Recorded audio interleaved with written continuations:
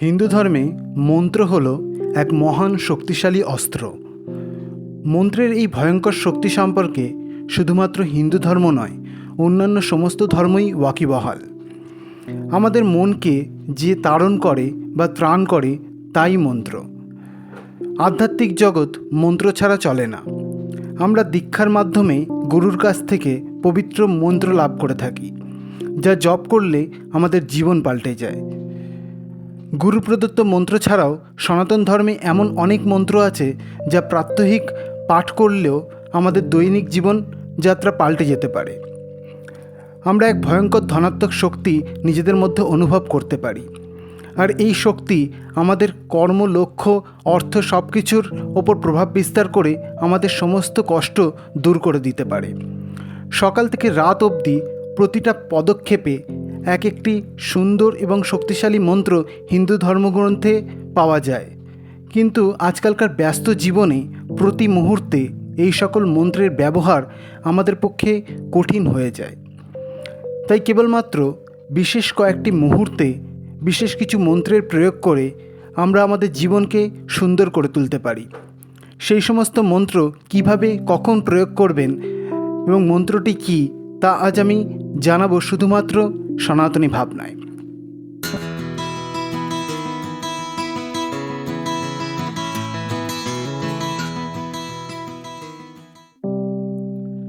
আমাদের দৈনন্দিন জীবনের বিশেষ মুহূর্তগুলি হলো সকালে ঘুম থেকে উঠে নতুন দিনের সূত্রপাত করা, সারাদিন বিশেষ বিশেষ সময়ে অন্ন গ্রহণ করা এবং সারাদিনের কর্ম শেষ করে রাতে শুতে যাওয়া। এই সময়গুলোতে আমাদের মন খুব শান্ত থাকে এবং আমাদের মধ্যে একটা ধনাত্মক শক্তি ভরে থাকে।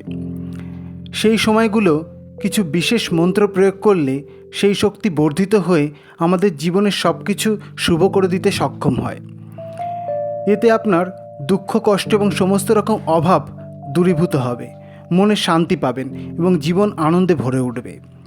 মন্ত্রগুলি শুধু পাঠ করলে হবে না, তার সাথে নিজের কিছু ভাবনা যুক্ত করতে হবে। সকালে ঘুম থেকে উঠে চিন্তা করুন যে নতুন একটা দিনের সাথে আপনার নতুন একটা জীবন শুরু হলো। সারাদিন যেন শুভ হয় এবং এই নতুন সূর্য যে আপনি আজ দর্শন করতে পারলেন তার জন্য ঈশ্বরকে মনে মনে কৃতজ্ঞতা এবং প্রণাম জানিয়ে পুরুষরা দক্ষিণ পা মাটিতে স্পর্শ করে এবং মহিলারা বাম পা মাটিতে স্পর্শ করে শয্যা থেকে নামুন এবং উচ্চারণ করুন ওম প্রিয়দত্তায় ভুবে নমঃ এই মন্ত্রটি। সারাদিন যখনই অন্ন গ্রহণ করবেন তখনই ভগবানকে কৃতজ্ঞতা জানাবেন এবং চিন্তা করবেন কত মানুষ আছে যাদের মুখে এটুকুও অন্ন জোটে না। ভগবানের কৃপায় আপনি সেই অন্ন গ্রহণ করার সৌভাগ্য পেয়েছেন।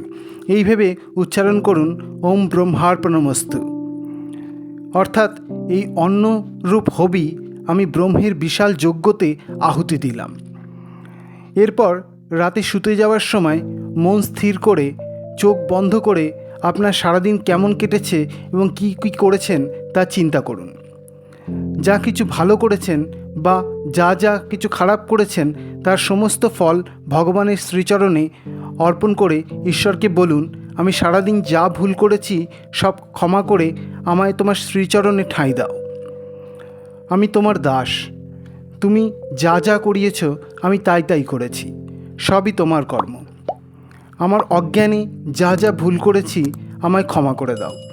এই বলে স্থিতির দেবতা নারায়ণকে স্মরণ করে উচ্চারণ করুন ওম পদ্মনাভায় নমঃ। সারা রাত যেন ভালো কাটে, সমস্ত বিপদ থেকে রক্ষা পাই এবং কালকের সূর্য যেন আবার দেখতে পারি, এই প্রার্থনা করে শয়নে যান।